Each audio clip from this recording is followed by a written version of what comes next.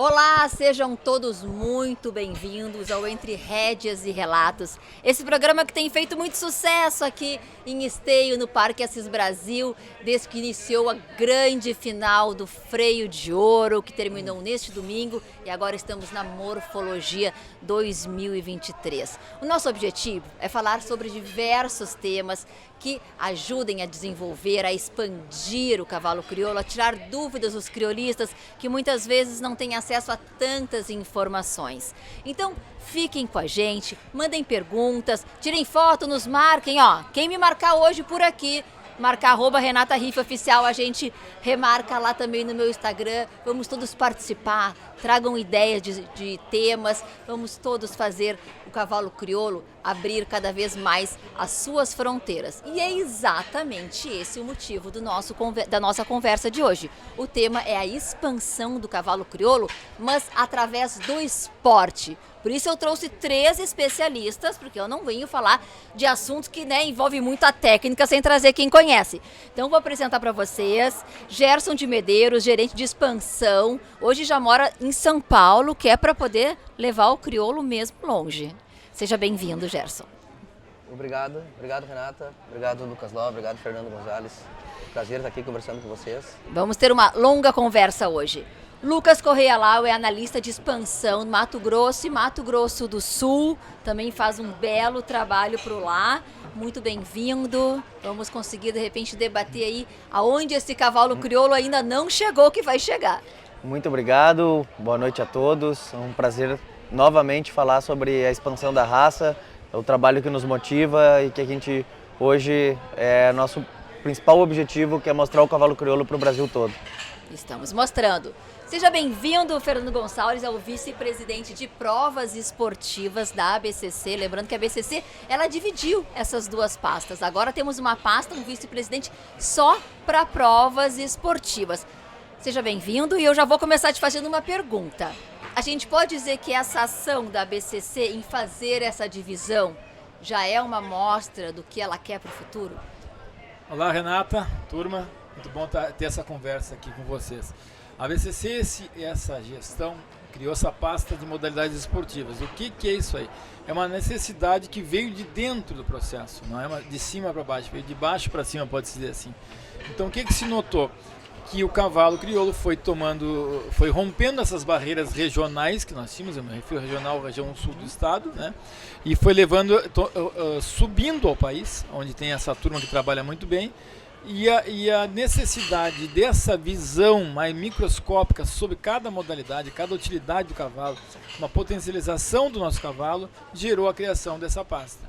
E o nosso objetivo hoje dentro da associação diante de números, diante de dados, não de achismos, né, conseguir fazer ações que potencializem ainda mais esse conceito de levar o cavalo para o Brasil. Eu vou depois trazer alguns números, mas eu estaria errada em comentar com vocês. Eu trabalho, acompanho há muitos anos o cavalo crioulo e se falava em expansão já há um bom tempo. Eu lembro que em 2007, 2008...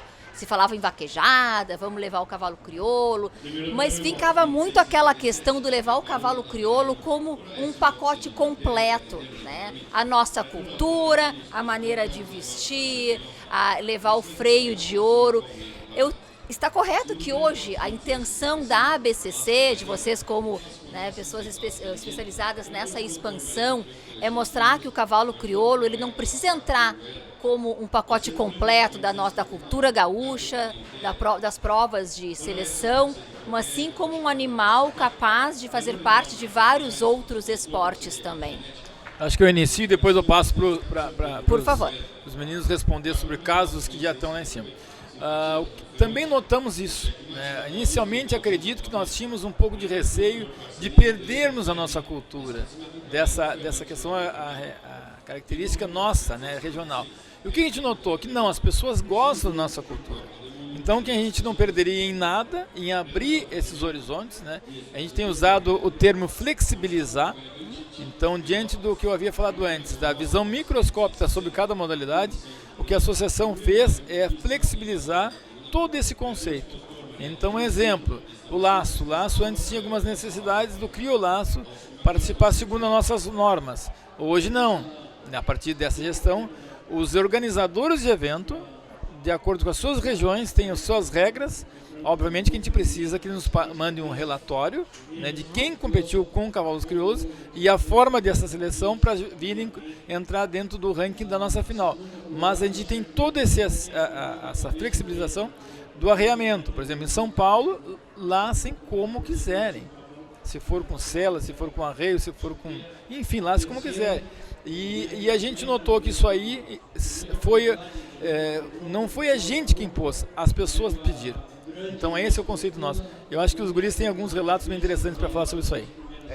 Eu só para contribuir também com a palavra do Fernando, eu acredito que essa divisão das pastas, das provas esportivas, das seletivas, foi muito importante porque só esportivas são 13 modalidades no menu, né? Então é muita prova, é muito regulamento para se trabalhar e a gente tem algumas provas que são muito fortes lá para cima, na região 8. Como a gente trabalha num país continental, em 20 países europeus dentro da nossa região de trabalho. Da nossa região. Então, existem culturas e microculturas. Só o que falta a gente ter que, né, todos nós termos a mesma cultura num ambiente tão gigante. Exatamente. E o nosso cavalo é um produto tão bom porque ele se prova. Às vezes ele rompe barreira sozinho.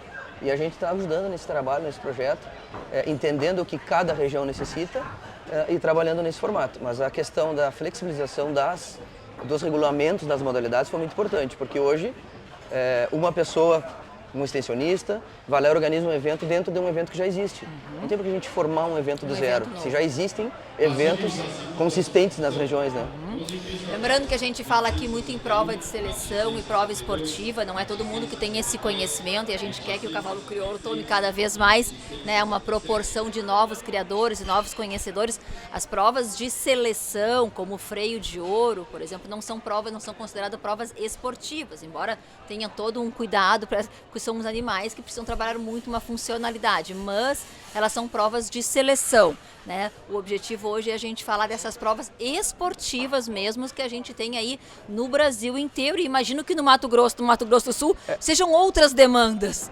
Talvez o principal conceito e definição das provas esportivas sejam provas amadoras. É óbvio que existem profissionais dentro delas, mas dentro delas, ao contrário das provas que a gente chama de seletivas, são a minoria. Hoje, dentro do freio de ouro, a grande maioria são profissionais que vivem disso e desempenham esse papel. As provas esportivas, elas são provas, na sua essência, amadora.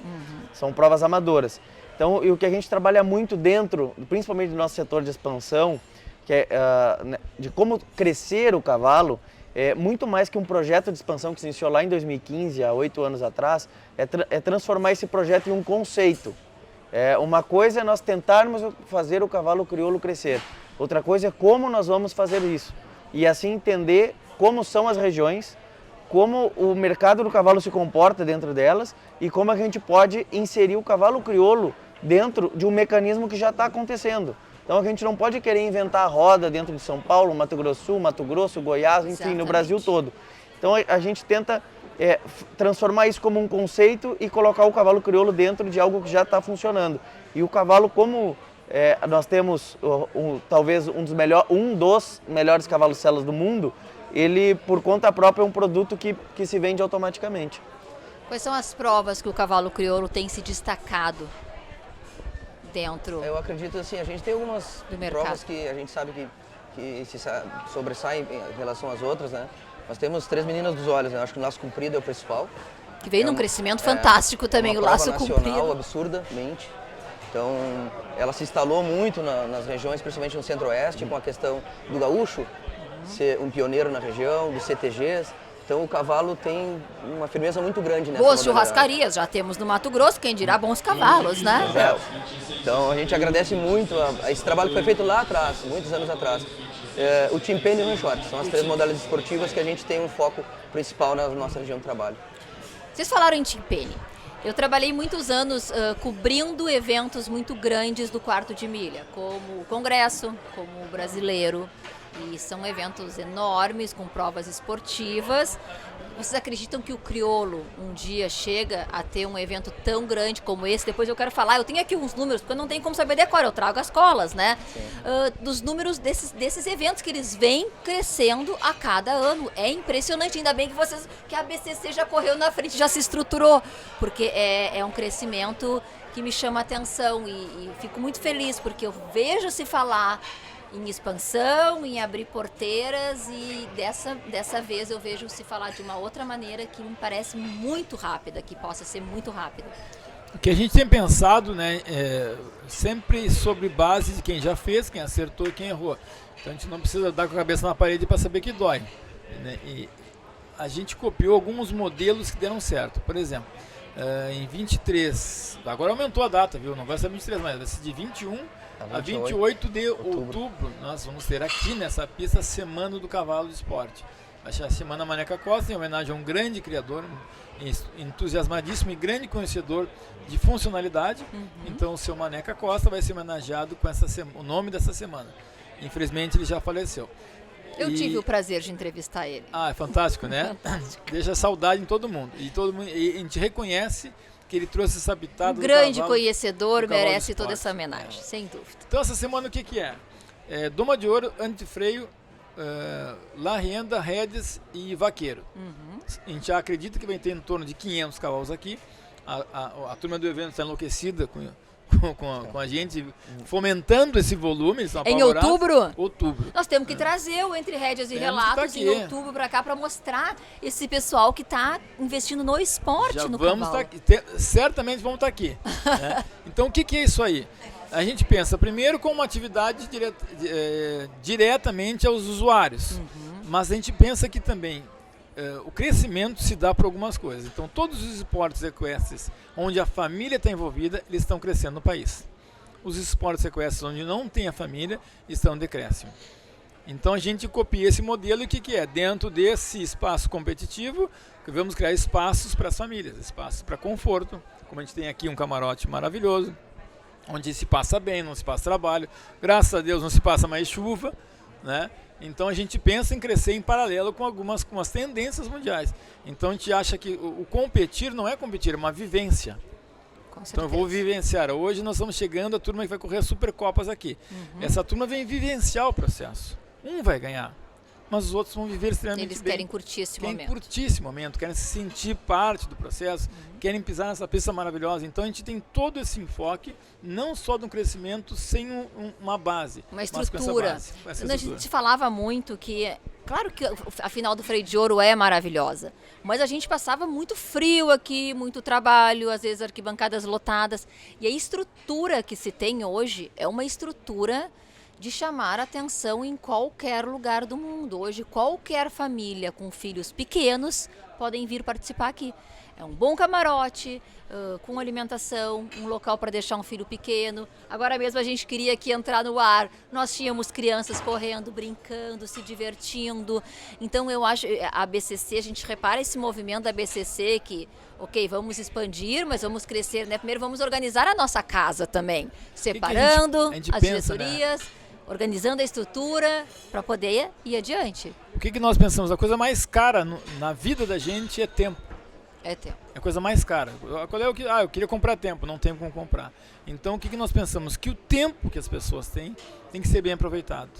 E que o convencimento delas virem é de acordo com o que a gente oferece. Então o que é caro, o que é barato é relativo. Mas se a entrega for verdadeira e coerente, ela não se torna cara, se torna prazeroso. Então nós estamos juntamente, sempre informando. Então essa turma vai lá para cima e entra lá, Fernando, está acontecendo tal coisa, vamos conversar, vamos copiar. Né? Tivemos agora uma turma nossa que subiu para correr Team Paine. Conta para nós, Jéssica, como é que foi isso lá? Foi bem legal, porque há alguns anos a gente tem parceria com uma liga lá bem consistente no mercado lá. Talvez nós as mais antigas no mercado da Team Paine. Hoje eles fazem um short, entraram agora com o Corpo Cow Horse, que é a prova do vaqueiro que a gente vai ter. Como está crescendo? Bastante. É uma prova que envolve duas modalidades interessantes, que é rédeas e boi. Então, tu lida com a o prova cavalo... com o boi, né, chama Exatamente, muita atenção. tem que lidar nas duas partes. Então, é uma prova muito legal, o nosso cavalo se adapta muito para ela. A gente sabe disso, já teve prova, e essa oficialização desta modalidade é muito importante. Então, esse pessoal do São Paulo desce aqui para correr faz uns 7 anos, 8 anos mais ou menos. A gente seleciona os 10 melhores trios classificados em São Paulo, que correm 3 etapas anuais, a gente faz um somatório final, fideliza eles e eles vêm correr aqui. Esse ano a gente fez o oposto, junto com a diretoria conseguimos levar os 10 melhores trios daqui, da final, para poder correr lá. Então é uma mescla de cultura, do cowboy, do gaúcho, isso é muito importante para a modalidade, né? Uma das modalidades que mais cresce no Brasil. Então a camperiada que a gente chama aqui é o team penny. Então a gente usa os 2 nomes, inclusive, né? Então, juntos. Essa mescla de cultura que o Lucas Lau teve presente nesta prova em si oficial foi muito importante. Eles trouxeram muita coisa nova para cá para adaptar a modalidade e a gente espera que essa evolução siga. O que a gente não pode deixar de levar em consideração é que hoje, na verdade, o mercado do cavalo como um todo, ele nos últimos 5, 10 anos, ele tem uma constante migração do campo para a cidade. Hoje o cavalo ele é praticamente urbano. Então hoje nós temos investidores da cidade, inclusive nas nossas provas seletivas, de gente que quer estar aqui na final do Freio de Ouro, no camarote, assistindo um cavalo, então ele compra e investe para estar aqui. Então hoje esse é o grande fator de crescimento, como o Fernando muito bem falou, da questão da família, porque hoje o cavalo deixou de ser, há muitos anos já, e essa migração é constante, de ser somente uma ferramenta para viabilizar outras atividades. Hoje ele é diversão, é lazer, ele é totalmente urbano, muitas vezes considerado um pet. Como mudou o perfil desse criador? Os tradicionais seguem ainda bem, né? São a base do nosso criatório, da nossa genética e fazem sempre sucesso e a gente precisa deles. Mas esses novos criadores também gostam de participar? Freio do proprietário, o crescimento do freio do proprietário é impressionante, o freio jovem. A gente tem exemplos de criadores que viajaram 1.800 quilômetros de Sorriso a Brasília para correr uma etapa do proprietário. Classificatória para correr a final. E agora vão descer de Sorriso a Esteio, que são 2.000 quilômetros para correr a final. E então, tá justo, né? Vão ser bem recebidos. Pelo menos a nossa estrutura que já fica eles sabendo que está sendo maravilhosa aqui. É isso que a BCC vem trabalhando no fomento da família, de se criar um ambiente onde as pessoas queiram estar aqui. Quem quer adquirir um cavalo crioulo, que gosta de provas, quais são as características de um cavalo crioulo para provas esportivas? A gente fala muito em seleção da raça, a gente sabe das medidas para que a gente possa ter um cavalo morfologicamente perfeito, mas para o esporte, quais são as características do cavalo crioulo? Aqui na funcionalidade a gente também sabe de algumas barradas, enfim, mas para essas provas que nós estamos falando aqui, para quem não conhece ainda o crioulo. Eu vou responder de uma forma talvez diferente. Essa semana a gente teve uma conversa muito boa com um criador conhecido nosso, Oswaldo Pons. Seu Oswaldo Pons. E foi feita a pergunta para ele, o que é um cavalo bonito? E ele perguntou, bonito para quê? Bonito para Então quê? a pergunta, eu acho que é primeiro, para que tu quer esse cavalo? Exatamente. Qual é o teu objetivo com ele? Tu quer vir competir num freio de ouro? Bom, é um patamar. Você é um cavalo de morfologia alta, extremamente funcional, com saúde, com todos esses requisitos. Agora, eu quero para uma criança andar, completamente distinto. A gente quer um cavalo de temperamento muito dócil, né, que ele não seja assustado, que ele seja acostumado com isso aí. Então esse é o conceito. Primeiro, qual é o teu esporte? Qual é a tua ideia com o cavalo?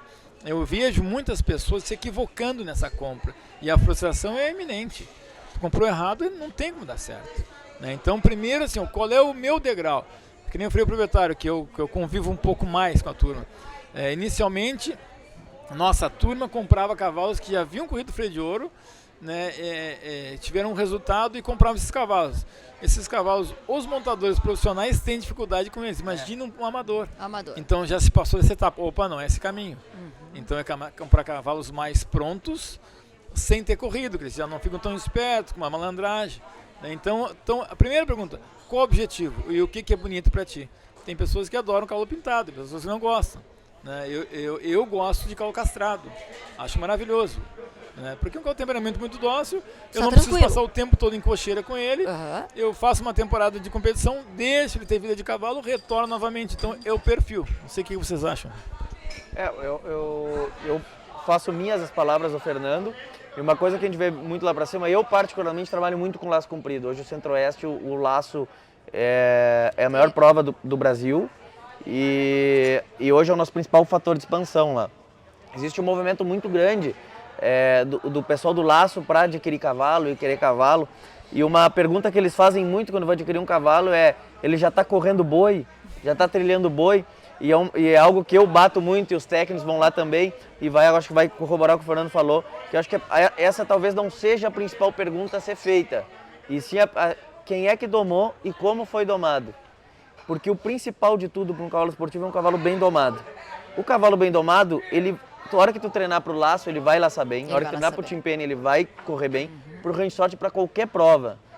A base do cavalo tem que ser muito bem feita. Então, quando a gente fala, o cavalo é ideal para o cavalo esportivo, o principal conceito que eu tenho na minha cabeça é um cavalo bem domado. Ele é bem domado, é um cavalo dócil bem domado, ele vai se adaptar a qualquer modalidade. Eu tenho aqui alguns números que eu acho bem importante para a gente passar para o pessoal de casa, até para eles entenderem, né? Desse crescimento das provas esportivas. Por exemplo, freio do proprietário. Em 2021 a gente tinha 235 participantes. Agora, em 2023, nós temos 465 participantes. Então, quer dizer, chega a dobrar o número de participantes. Existem outras aqui, Doma de Ouro, eram 321 em 2021 e agora nós temos 1.310 participantes. Então, mostra, porque é importante a gente ilustrar o que a gente tá falando aqui. Paleteada, em 2021 a gente tinha 2.984 participantes. Agora, em 2023, nós temos 5.153 participantes, um crescimento fantástico, né? Eu não sei se vocês esperavam um crescimento tão grande assim. A gente esperava. Não sei se vocês Trabalhamos para isso, né, Fernando? Não, o que a gente enxergava? A associação é uma coisa maravilhosa, mas por muito tempo o foco foi os pilares da raça, né? E as esportivas foram em segundo plano. Então, tanto que a nossa conversa iniciou sobre a criação dessa pasta, né? Então, nosso plano hoje, nós estamos fechando um ano agora. No término do segundo ano, onde a gente vai passar o bastão para outra pessoa, a gente gostaria de entregar com processos operacionais. O mesmo padrão de trabalho, de trabalho, não de regulamento. Mas que cada modalidade tenha o seu norte, ó. Nós precisamos crescer. Um exemplo de uma prova que eles me insistem muito tempo, e nós não estamos com competência ainda, mas nós vamos reverter esse processo, é o Hans Shorting. Uma prova maravilhosa, uma prova para a família, uma prova dinâmica, agradável, e não pegou aqui no Sul. E a gente fez várias conversas, o porquê que não pegou. Não pegou, tu diz, o cavalo crioulo dentro não do pegou, de nossos participantes não pegou. Lá em cima o pessoal adora fazer. É uma das provas que mais cresce lá. E é uma das provas que mais cresce. Realmente não teve essa aceitação. Não é nenhuma questão de raça, é mais uma questão de regional. Cultural. Eu pergunto assim, porque eu rodei muito o Brasil entrevistando sobre muitos fatos, entre eles o Nelore.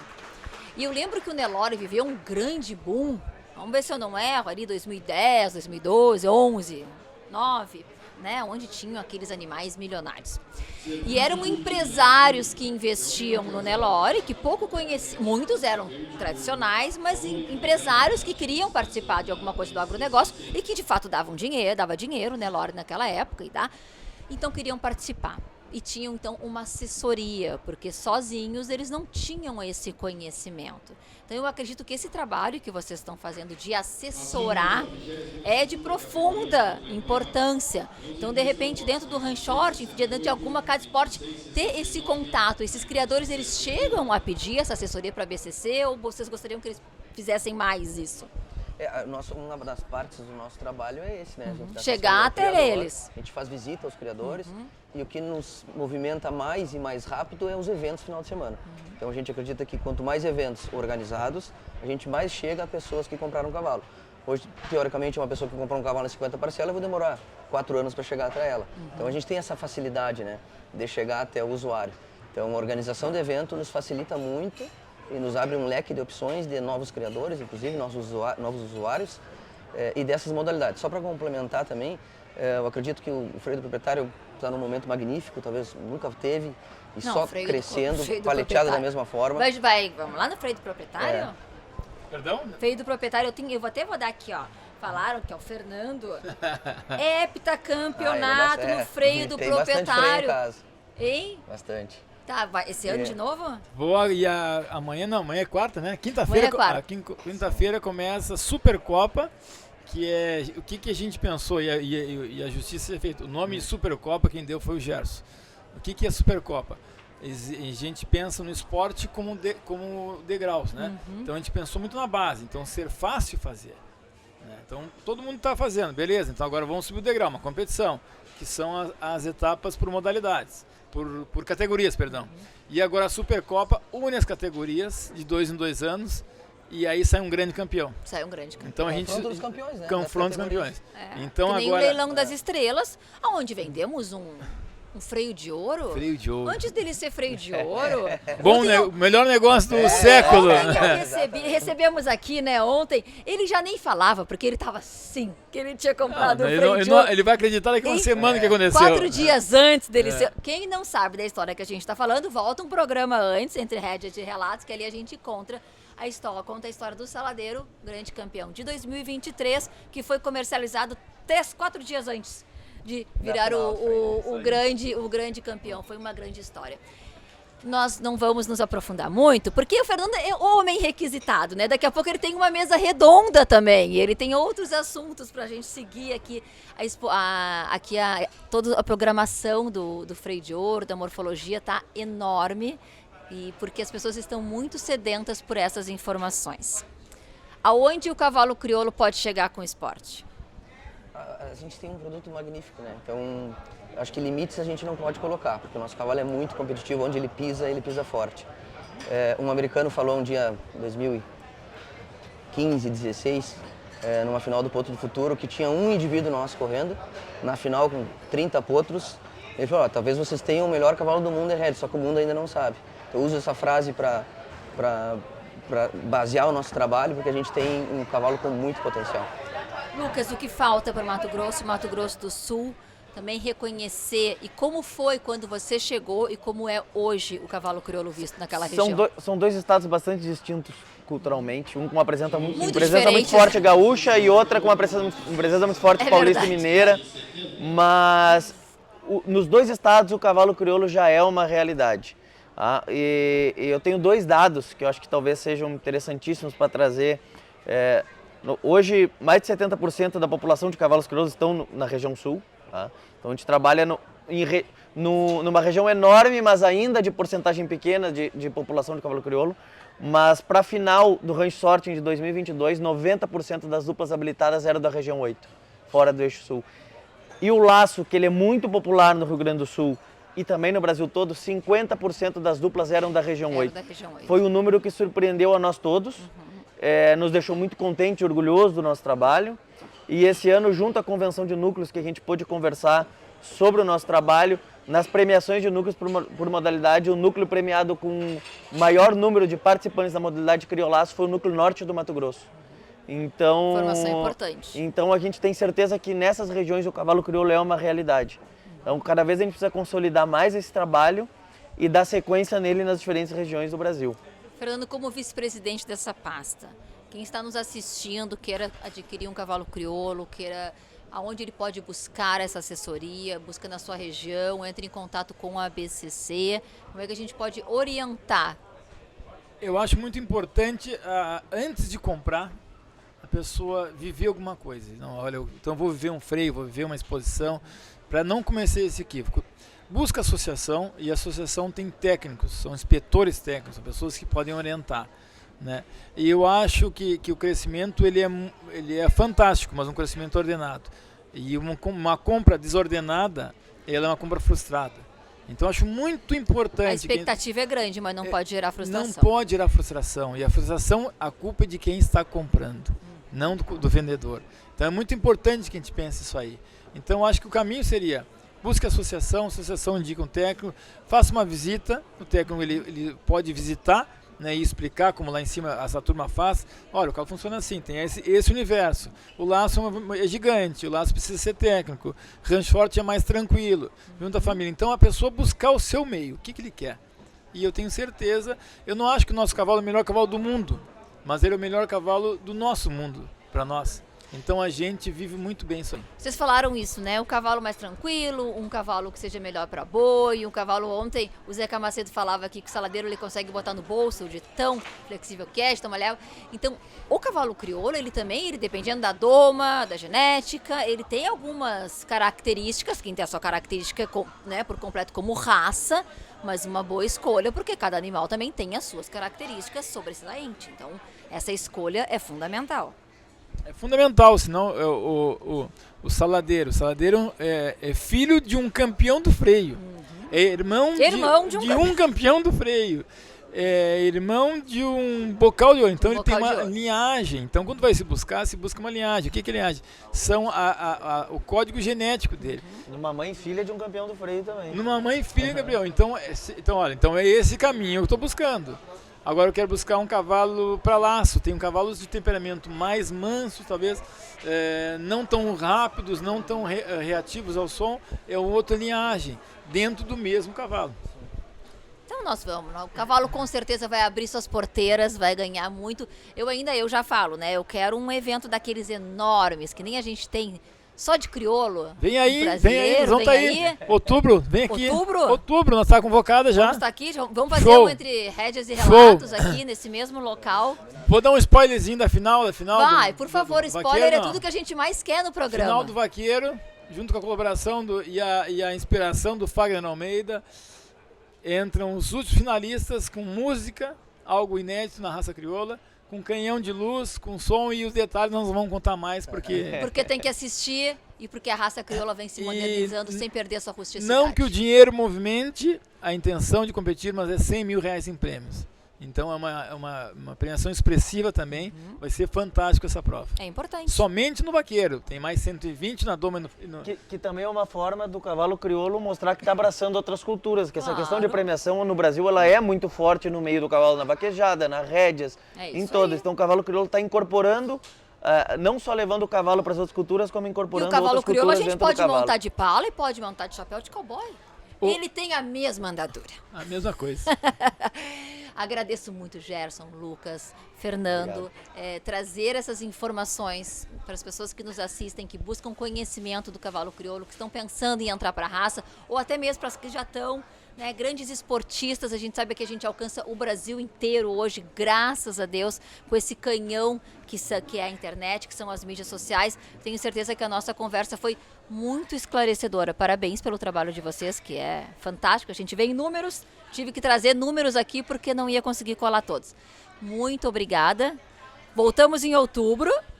E agradeço todo mundo que está aqui com a gente hoje. O Entre Rédeas e Relatos segue. Na próxima sexta-feira é o último aqui desses primeiros episódios aqui do Freio de Ouro, da Morfologia, aqui direto de Esteio. Mas ainda trazeremos muitas informações para vocês sobre cavalo crioulo.